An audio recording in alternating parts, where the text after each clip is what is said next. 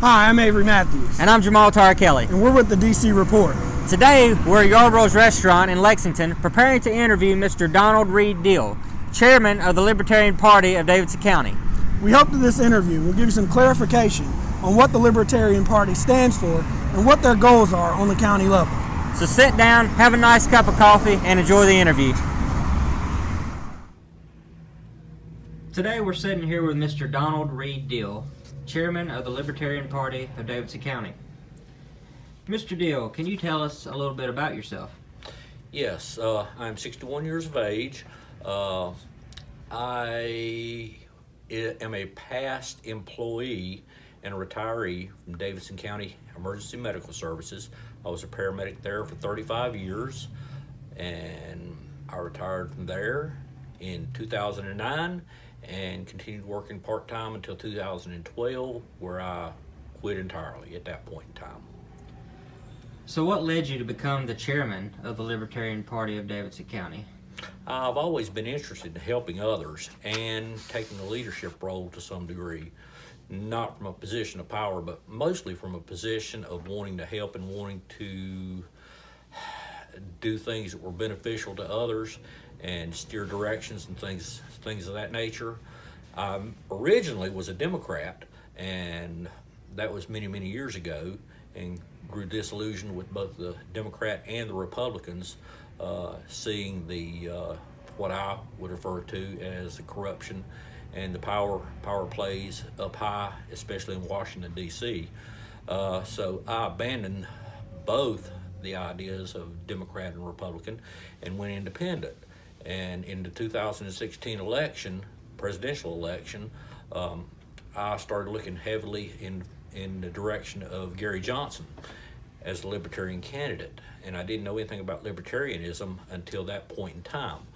And then I started investigating Libertarians and the Libertarian Party and discovered that, voila, all of a sudden, that was who I aligned with almost 100% ideologically. Okay, let's talk policy.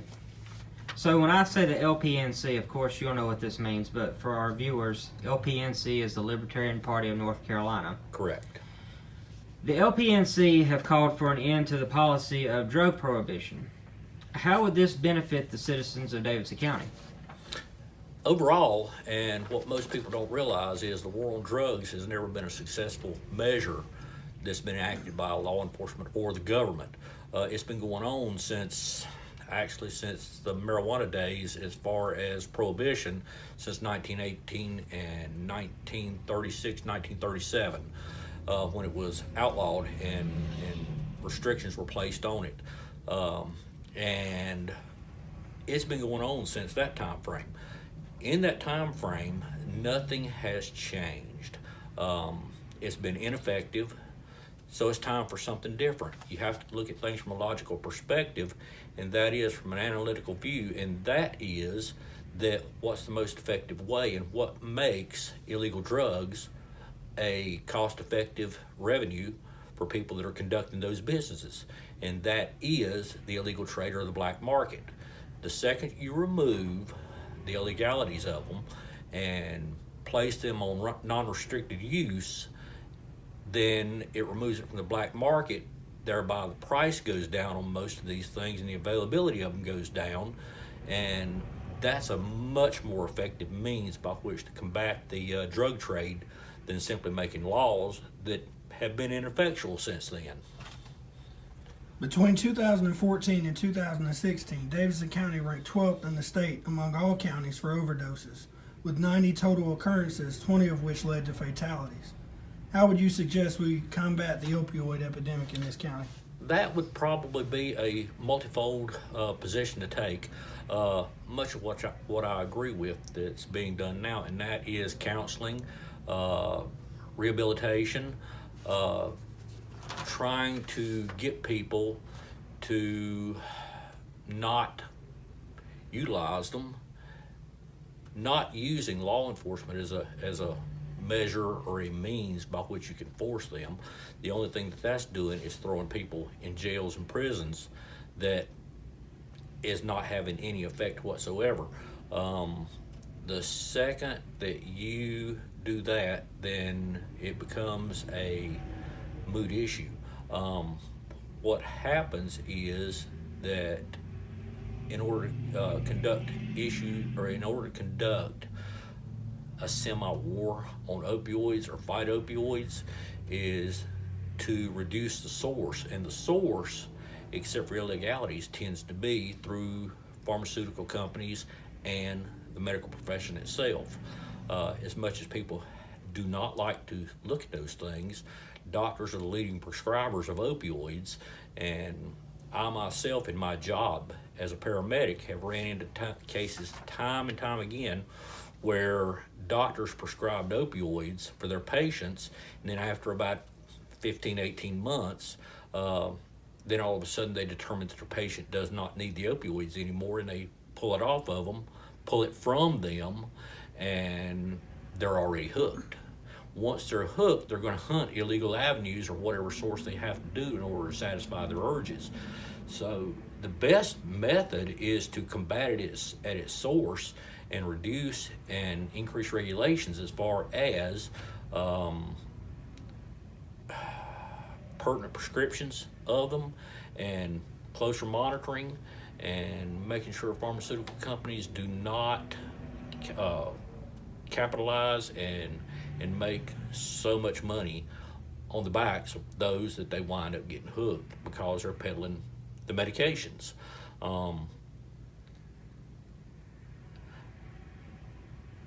I'm not sure at this point in stages of the game what has effectively been done as far as the opioid crisis. I know there have been several means and methods by which they've attacked that. One of them, as I said, was counseling, has been understanding, and I would like to see a situation where law enforcement takes a more proactive approach instead of arrest. I would like to see them function more in the capacity of an understanding agency, to the point where they try to help these people instead of trying to condemn them, throw them in prisons, and use them as a source of income for law enforcement agencies. I'd just like to expand upon one of our previous questions. Could you further define what recreational drugs, what that definition means in the Libertarian platform? Recreational drugs can be anything that is used outside of prescription level. Does that include heroin? That includes alcohol. And I'm sorry, what was you going to say? Does that include heroin?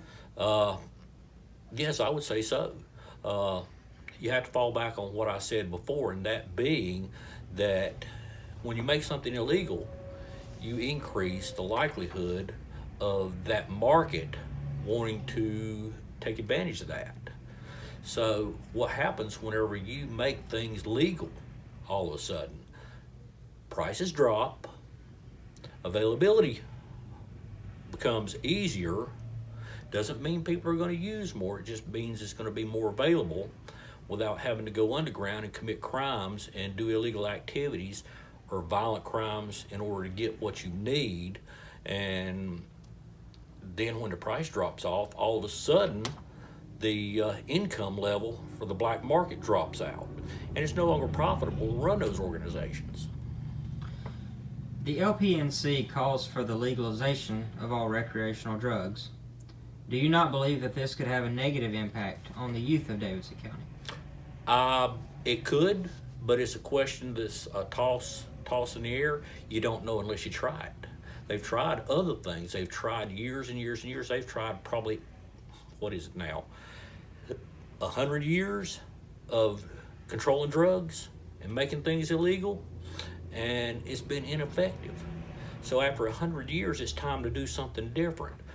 You know, anything that you make illegal, all it does is create a black market, and people that want something, if it's illegal, they're still going to go out and get it regardless.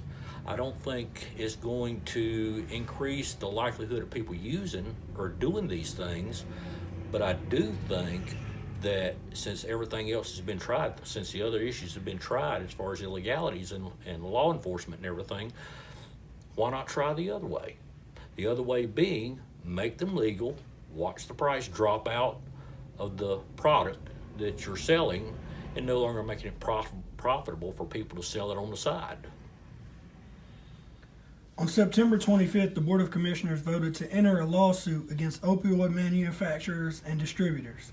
The measure passed with a simple majority vote of 4-3. What are your thoughts of Davidson County entering the Big Pharma lawsuit? I agree. I agree with it. As I said before, I think pharmaceutical companies as well as physicians have been a instrumental factor in people being hooked on and wound up dependent on opioids. And part of what that entails in their lawsuit is holding the pharmaceutical companies accountable for their actions and just recklessly and arbitrarily just handing out opioids and other painkillers like it's candy. So let's talk immigration. According to the LPNC platform, people who are not U.S. citizens should enjoy equal treatment under the law, regardless of their immigration status. What are your thoughts on illegal immigration? I do think that there needs to be border control. I'm not opposed nor for the wall that's being proposed. I don't think it's going to have an effect on the crossover between Mexico and the United States of America. However, you know, as I said previously about the drug issue, you don't know unless you try it. If you want to build the wall and see if it does stem some of the flow. If it does, great, then it's been effective. If it doesn't, then you will have tried that and it has not been. As far as illegal immigration goes, there have been pros and cons as far as illegal immigration. Some of the people that wind up coming wind up holding down jobs that most U.S. citizens don't want to do anymore or will not do anymore. Although I also agree that there's an influx of people that are nefarious and are going to be negative to this country and the economy. I think they're going to be a negative impact to the criminal element as far as it goes on. I will say, however, as opposed to what most people think, the Constitution, I've heard it said time and time again, that the Constitution only covers U.S. citizens. If you read and reread carefully the Constitution of the United States and the Bill of Rights, there are about 2 or 3 different places where the Constitution and Bill of Rights addresses specifically citizens of the United States of America. Otherwise, the Constitution was written for anybody and everybody. It governs all people. If you come into this country, like for instance, even an illegal immigrant, if they come into this country, by Constitution and Bill of Rights, they are afforded due process. As chairman of the Libertarian Party of Davidson County, would you ever support the idea of making Lexington or Thomasville a sanctuary city? No, I would not. Okay. The LPNC opposes any attempts by government to collect information on citizens. What would you say is an example of it being necessary to collect this information? I have to think about that just for a second, and I'm scanning real fast. I don't think collection of information of private citizens or citizens in general is a proper thing to do. I don't think it's necessary. I think it's an intrusion on the Fourth Amendment rights. And here's the funny thing about the Constitution and Bill of Rights. It has to apply to everybody equally across the board, or it applies to none or nobody. That's my take on things. If you take those factors, well, let's see.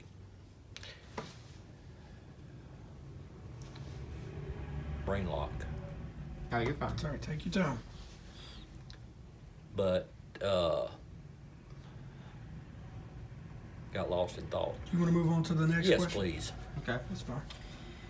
The LPNC opposes execution of prisoners, otherwise known as the death penalty. Right. Are you 100% against the death penalty? And if not, what would be an example of a situation where it would be justified, in your opinion? I'm not completely against the death penalty. I'm against it in the measures and the means by which it's currently being administered. I believe, personally, that in cases where you have multiple witnesses or video evidence or evidence that is conclusive, irrefutable, that somebody committed a capital offense such as murder and things like that, or even rapes or child molestation, that those penalties should be enacted. There have been cases after cases after cases of people that were affected by biased opinion by juries, especially here in the South, where they were convicted of a capital offense. And years later, after they spent 20, 30 years in prison, or even 5 or 10 years in prison, that DNA evidence exonerated them completely. If you've got 30 people that have been cleared and were sitting on death row and were due to be executed, and they've been exonerated, especially with those numbers, is 30 people being executed worth 100 people that are guilty and being executed? No, I don't think so. I think the evidence needs to be overwhelming on a death penalty case, and not just arbitrarily applied across the board on all cases that they currently term as death penalty cases. The LPNC envisions a society based on individual responsibility. In regards to government welfare programs, the LPNC proposes allowing citizens to keep all money they earn, which would allow them to offer direct individual aid that is truly compassionate. Mm-hmm. Do you see the ending of government welfare programs as a realistic possibility? And how would you respond to those who say that this would be irresponsible and have a negative impact on those in need, especially here in Davidson County?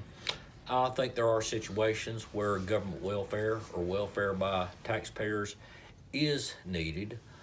I'll give an example. If you're talking about somebody that's 70, 80 years old, or physically infirmed or mentally infirmed, or whatever the case may be, and is unable to meet their demands as far as income, as far as paying for their well-being or whatever, most definitely, you don't simply throw out the baby with the bathwater. That's not a situation that needs to occur. But for the most part, governmental welfare needs to go by the wayside, because there's far, far, far too many people that are getting stuff for free and getting things for free on the backs of the taxpayer. It's not my duty or your duty or any other citizen's duty to hand the government money to hand out to other people. We do believe that people are basically compassionate and that they give on a routine basis. I do myself. I give to the homeless shelter any chance that I get. I take clothes down there and things of that nature.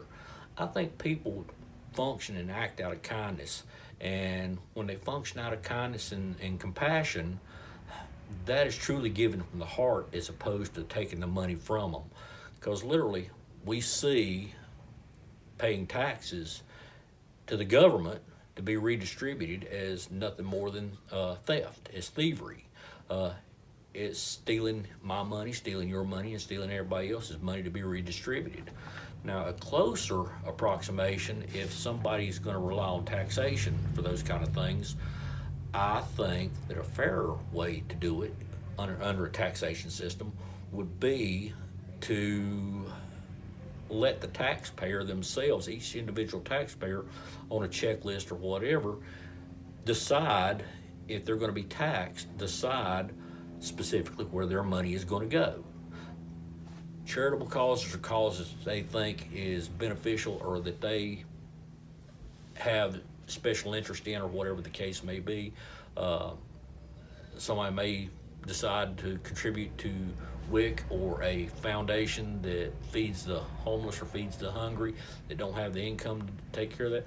Let the taxpayer decide they want to fund that. Let the taxpayer, each individual, decide, okay, I want my money to go here, here, and here, and do it that way. I think that would be a more palatable pill, so to speak, for the taxpayer to swallow, as opposed to it just being redistributed however the government wants to.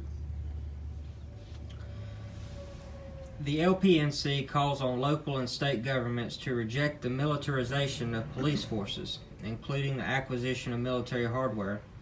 Do you believe that this is an issue in Davidson County? I do not.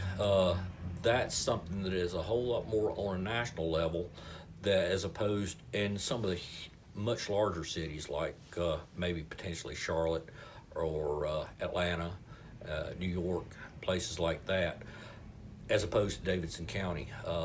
There has been some issues, and I know that they've had surplus or whatever that was given to Davidson County by, I forgot what military service or whatever, or the branch of the government for raids and things like that. Those things don't wind up getting used much, and when they do, they're in dangerous situations.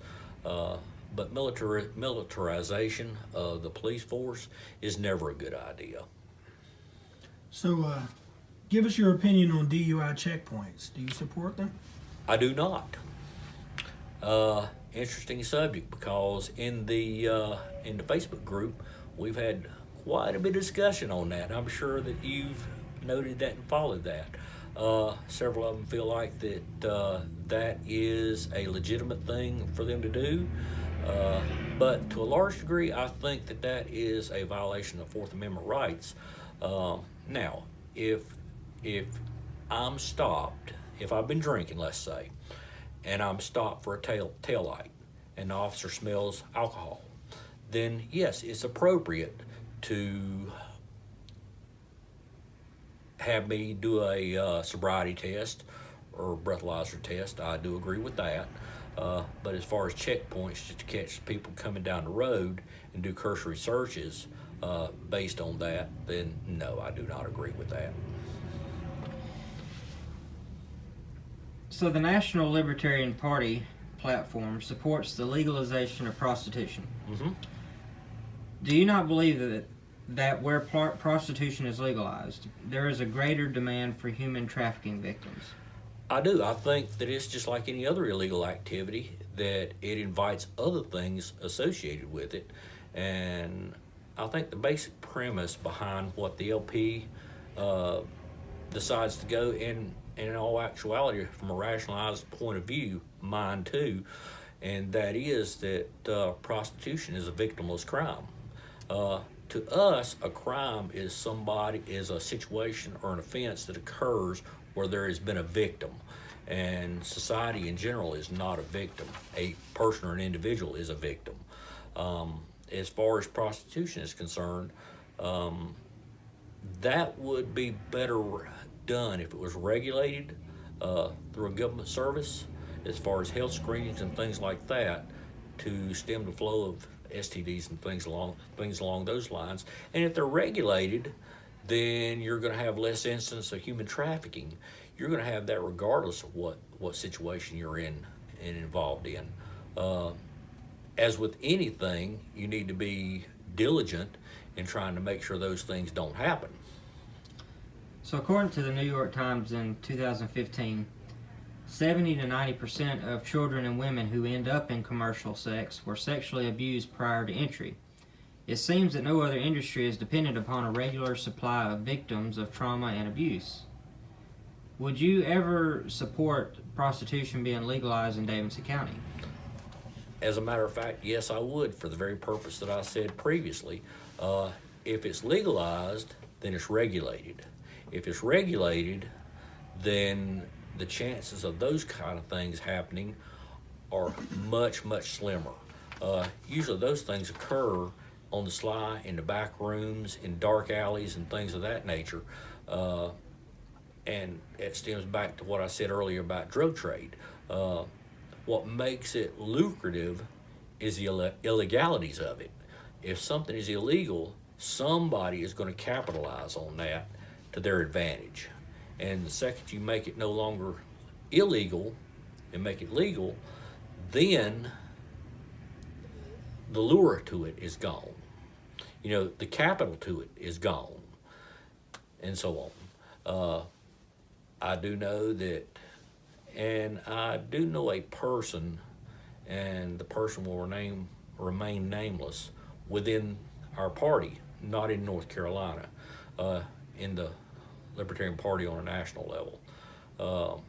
She was a porn actress, and she was recruited into that by a boyfriend who was a little bit older, and she was much younger, and it wound up being a forceful situation.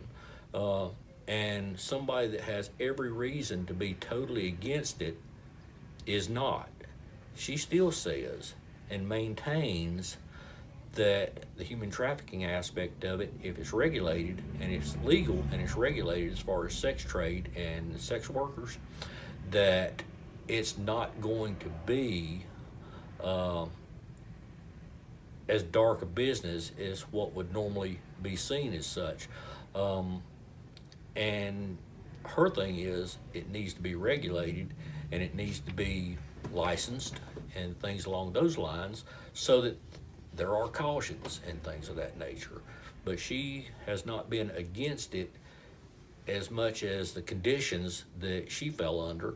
And you're right, that has been prevalent before, and it is prevalent now. But once again, the second you remove the illegalities from it, all of a sudden the lure to it's gone. Do you believe that many of the libertarian beliefs, such as legalizing prostitution and legalizing all recreational drugs, do you believe that those views is what has made the Libertarian Party so taboo, I guess, so to speak? Actually, I do.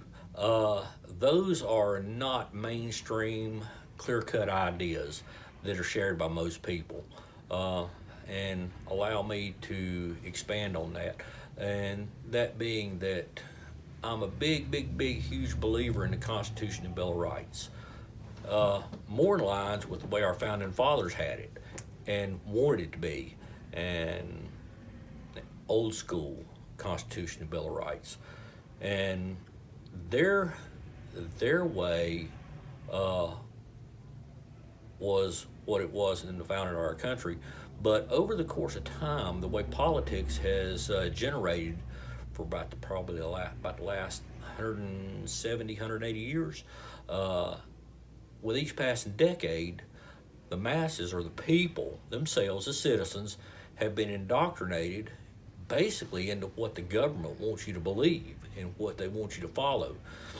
They do it slowly, much the same way, and if you follow some of the information as far as what the Russians have said back when they were the Soviet Union, what the Nazis did during World War II, is you tell somebody something long enough, they believe it. It becomes a truth.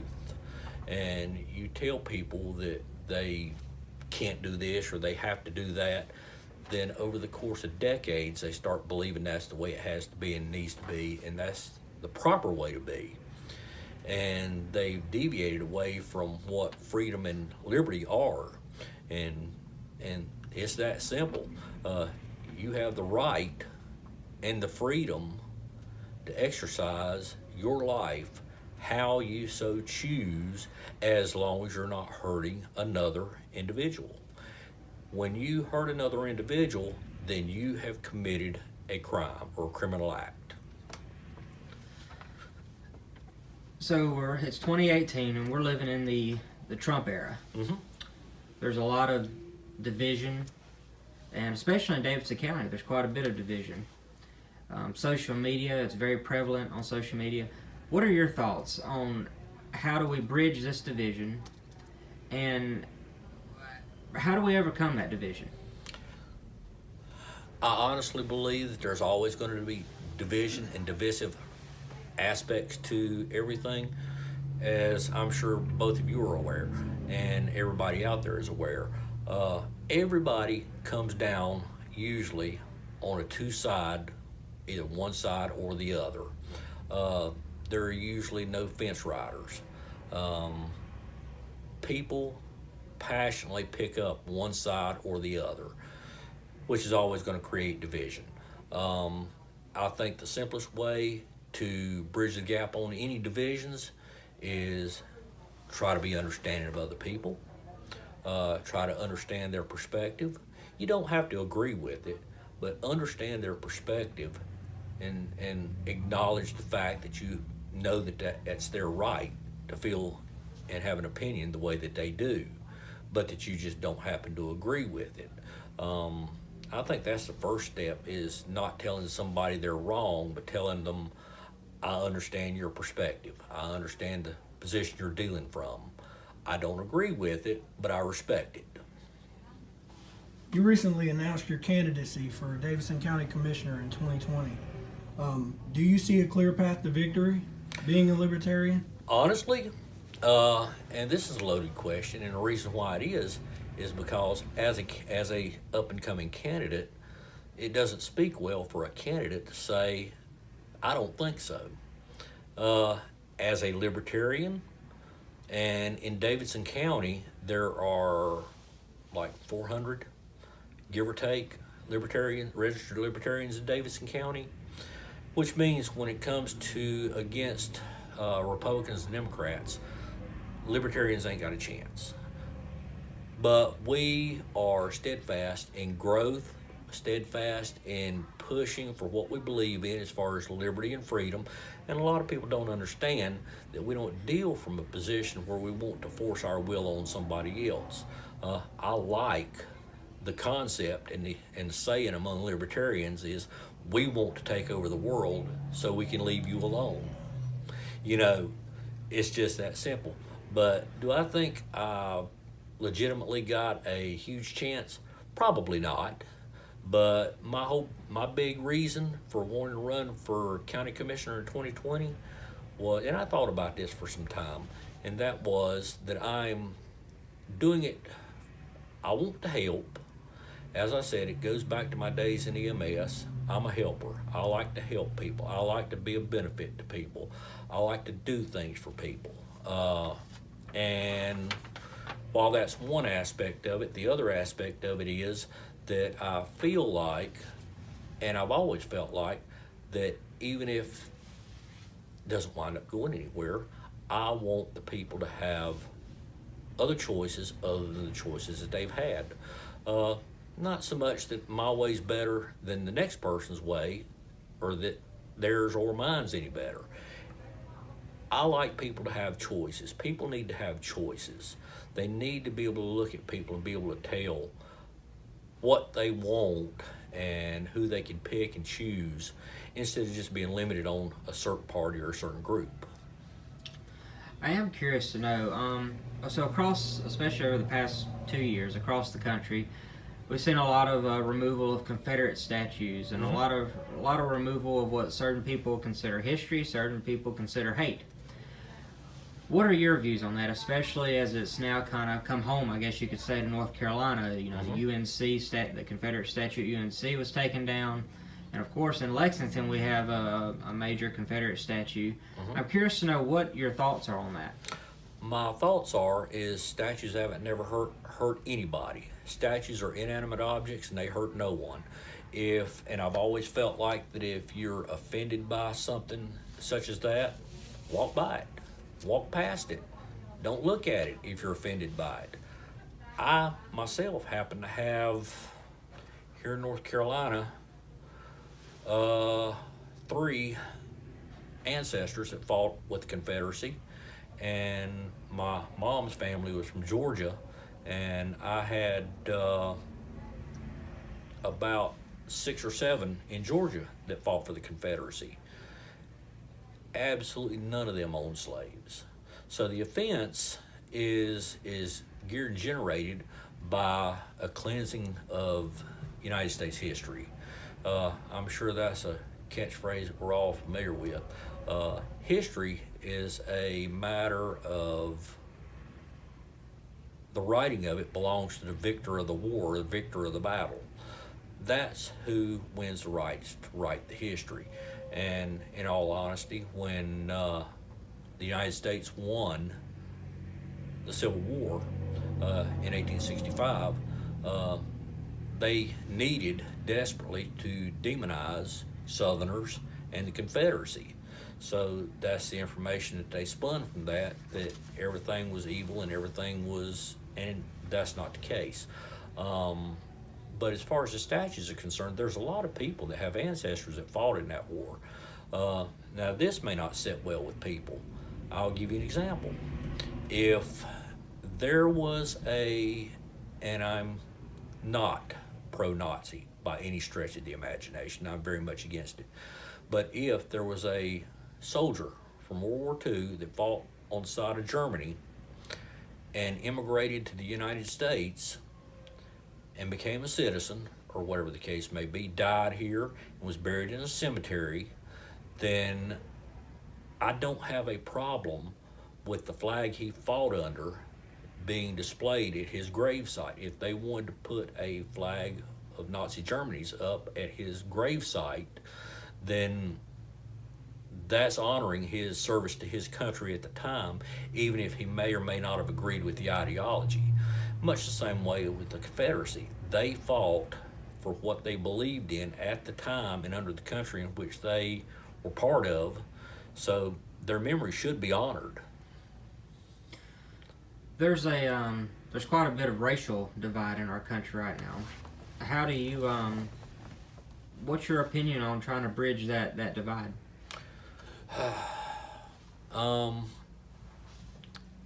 It stems back to what I said earlier about the divide that you'd mentioned in this county and so forth, and that is that people need to exercise a desire to try to be understanding of other people's viewpoints. Instead of condemning somebody else, place yourself in their shoes for a short period of time, and try to understand things from their perspective. That's the best way to bridge any divides among people, or any causes or anything like that. As far as the racial tensions are concerned, and this may not sit well with others, but as you know from reading on me, I'm not one that I pull punches, nor do I hide from anything, and I state it straight out. The fact of the matter is, I'll give you an example based on what you just said.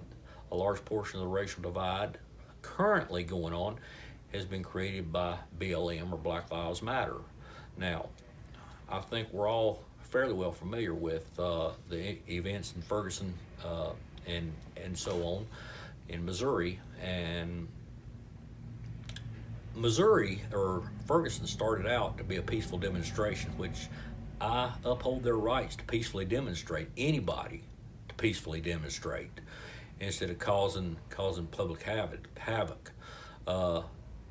But certain specific individuals like George Soros bust in his people to incite riots, violence, and things of that nature, and turn BLM into that avenue as far as burning structures, killing people, and committing violence and whatnot. I think a large portion of it was done initially as a means for peaceful demonstration. Quickly saw it go downhill after a certain group of people moved into Ferguson to kind of commandeer the direction that event was taking. So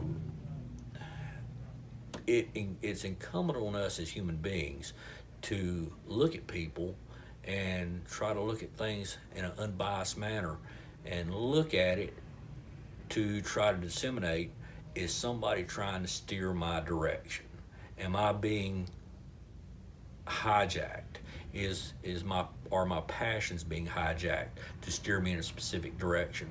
I think that happens quite a bit. I think there are a lot of people out there that are students of human nature and know what it takes in order to incite violence in people, and they will do that in a heartbeat. Do you believe that racial inequality exists in Davidson County? Depends on what you consider to be racial inequality. Do I think that there are people every day that walk around and utter distasteful nasty remarks toward people of color or people of color to Caucasians? Absolutely, it happens. But as far as jobs not being given to people for ethnic persuasions and things of that nature, as far as racial divides, I think there's a possibility some of it may exist, but I think it's so minuscule that it's pretty much irrelevant. I don't think it's going to be that big a thing as far as that level of inequality as far as jobs and things. Do you think that there is a systematic oppression within our judicial system of minority people? I guess I would expand. I think to a certain degree there is, but this also goes along with what I said previously about people being indoctrinated over the years. And I'm sure every one of us know, and including myself, that from the time I was young, that certain colors were deemed criminal, more likely to be predisposed toward criminal activity and things of that nature, which I don't think is the case, not at all. But it is a stereotypical mindset that people get locked into, and they'll go in that direction fairly quickly because that's what they're used to and that's what their habits are, and those habits are hard to break. Do I think there is? I think so, and I think it probably is geared more toward the fact that people of ethnic persuasions are less likely to be able to afford attorneys, less likely to be able to afford counsel, less likely to be able to afford their legal actions in court, and so on. And I think that pretty much runs straight down the line. Do I think that people set out, including law enforcement, say, well, I'm going to arrest me, racially profiled person or racially racial type person? No, I don't think so. I think a large portion of that speaks to the stereotypical mindset, and like I said, that's hard to get away from. But there is a strong prevalency toward the fact that the largest majority of criminal element, or the largest majority of prisoners in prisons, are people that are of the black persuasion or African Americans. I think that's because, to a large degree, they become an opportunity. They become an opportunity for that. They become an opportunity for monetary gain. They have little to no recourse, so they're going to wind up in the public prison system. And being in the public prison system, as I'm sure you know, the government pays and taxpayers pay the prison systems, so they make money on prisoners that they have. So the more prisoners they have, the more money they're going to make. I'm curious to know, being a Libertarian, being the chairman of the Libertarian Party of Davidson County, do you believe that Davidson County is on the right track right now? I think they are. I honestly do not see anything that is like, whoa, wait a minute, this needs to end. Little things here and there that people differentiate over their opinions on, which from a political spectrum I won't get into because of past things in previous elections, discrepancies took place and differing opinions took place. But no, I don't think those things are bad directions. I think it's just a simple case of differing opinions or whatever. But I think overall, I think Davidson County is indeed heading in a good direction. So I am curious with you saying that, what's motivating your decision to run for a county commissioner? As I said, and I'll fall back to that, is that my motivation for running is I truly think that I have, and I didn't mention this, but I do think I have a unique position, having been a paramedic for 35 years, that I know the internal workings and how emergency services works. This includes fire service, law enforcement, and EMS, which I didn't mention before. I've also been a volunteer firefighter for about 11, 12 years. And I've been a part-time law enforcement officer for 5 while I was working EMS in another county as far as law enforcement. So I've got a unique perspective that I understand the internal workings of those things. And I know there are 1 or 2 other commissioners that do as well. Steve Shell's one that, having been a past law enforcement officer, is in a unique position. He knows the internal workings and how law enforcement works. I've got that unique position that I know how 3 of the ones work. Like I said, fire, law enforcement, and EMS. That's one perspective. And the other thing is my reasoning as far as wanting to run is I've always been a person that I've always been a fixer. I've always been a person that wanted to fix things. I've always been a person that wanted to help others. And I've always been fair and unbiased. I know everybody says that. That's a politician. Imagine that, right? And but I know myself, and I know I'm fair and unbiased, and try to deal with things from that perspective. So I'll listen to things in a fair perspective, and I'm not going to carry any preconceived notions into anything. But the other thing is I'm very big on the people, the voters, the people having choices. Honestly, there's nothing wrong with the 2 parties that are there now, the Republicans and the Democrats, but I want the people to have more than those 2 as choices. In all honesty, now that we have 5 parties in North Carolina, I'd love it if all parties put somebody on the ticket for county commissioner and other municipalities. I'd love to see somebody from Republican, Democrat, Libertarian, Green Party, and the Constitution Party on the ticket. That gives a wide sundry of choices for the people to make. Do you think it's a bad thing that the entire Board of Commissioners is Republican? You'd have to define what you'd consider to be a bad thing. No, I don't consider it a bad thing. I think that the fact that they're all Republican, I think gives a party platform specific mindset and direction as a whole, even though they're, several of the commissioners are as different as night and day between each other. Just like there are differences between various libertarians and so on. But no, I don't necessarily think it's a bad thing. I do think it's a limited perspective, though. So, of course, I'm not asking you to name any names or anything, but so in 2020, the 3 commissioners up for election will be Commissioner Fred McClure, Commissioner Zach Krotz, and Commissioner Todd Yates. Do you believe that there needs to be a change amongst those 3?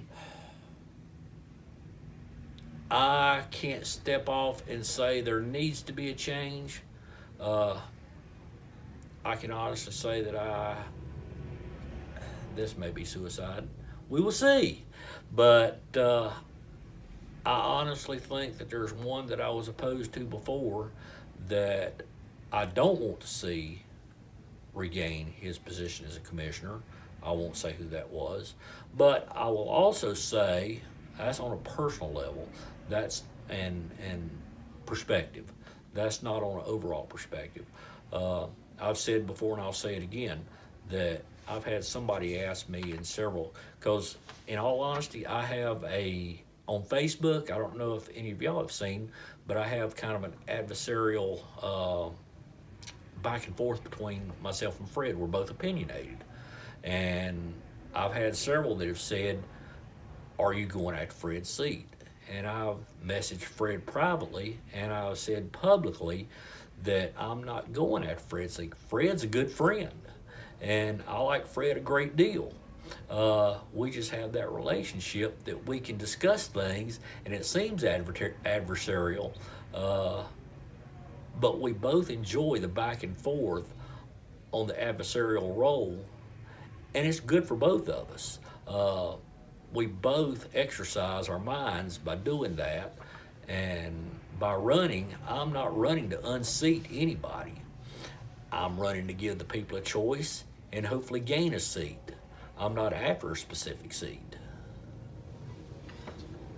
So what is your vision for the future of Davidson County, and how would you use the Libertarian platform to get us there? I'm very glad you asked that, because there is a big difference between the Libertarian platform and what I may see as what's in the best interest of Davidson County. I see myself, and when I run, I've always seen things like this. If I run as a county commissioner, and I hope other county commissioners feel the same way. If I run as county commissioner and win, then my position is I'm not running to exercise my view and to exercise my libertarian stance as far as my position as a county commissioner.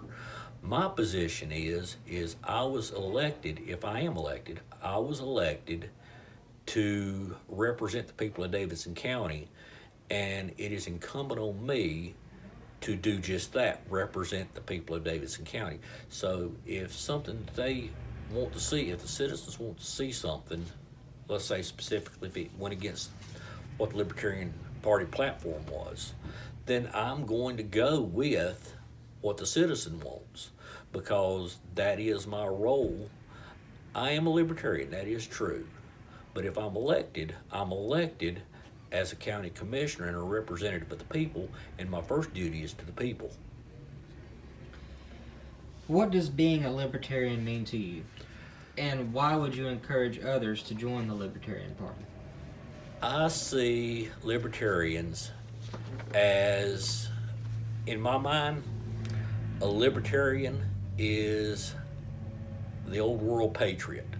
Libertarians expound the ideas and the mindset of the founding fathers, Benjamin Franklin, Thomas Paine, James Madison, Monroe, Washington, and many others, Harry Lee, many different founding fathers. But people have drifted away from what freedom and liberty actually are. They think that they have freedom and liberty now, when they don't. When the founding fathers found this country, most people don't realize that only 3% of the colonists supported the revolutionaries or the Continental Congress and the Continental Army at that time, and the rest favored British rule. Only 3% were in favor. So liberty and freedom are things that people take for granted now. Most people haven't had to fight for anything for a long, long time, especially as far as basic freedoms and liberty. And to me, that's what libertarianism is being able to look beyond what I want and look toward what the next person beside of me, what is their freedom? What is their right of freedom and liberty? You know, because it should not be a situation where my liberty and freedom only goes so far as past me. You know, it only goes right here in front of me.